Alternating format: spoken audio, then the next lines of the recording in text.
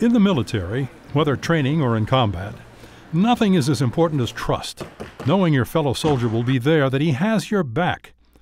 Unfortunately, trust also provides fertile ground for con artists like the 3 Hebrew boys, criminals who targeted military bases and churches.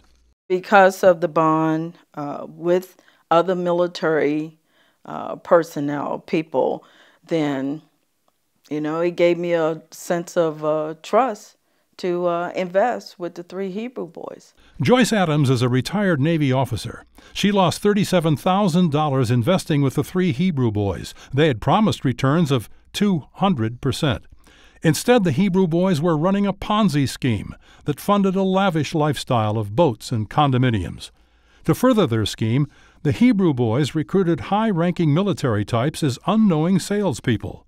In the military, when you have high-ranking personnel who is supposed to be responsible for their subordinates, then the subordinates look up to them and trust what they have to say. When it comes to investing, that's a big mistake, say fraud experts. It makes it easier for the con man when they're dealing with somebody that's part of a known group, because you do have this sense that everybody in the group is doing it, so it must be a good thing to do. The Hebrew boys were not licensed to sell securities, and none of their so-called investments were registered. Those are huge red flags. And they targeted churches along with the military, groups where the trust factor among members is high.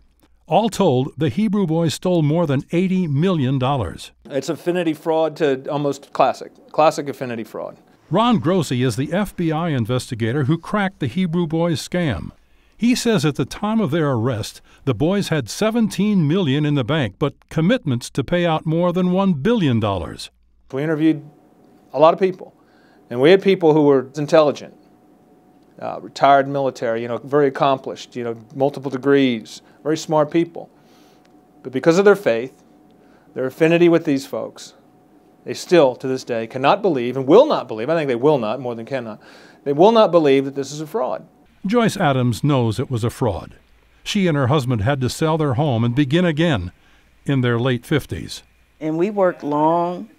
We worked really hard to get to the place we wanted to be in life. And to actually have to go back and start basically all over again, it's not easy, but we have to continue to move forward in life. She's learned a valuable lesson. Trust and social ties are not enough when it comes to your money.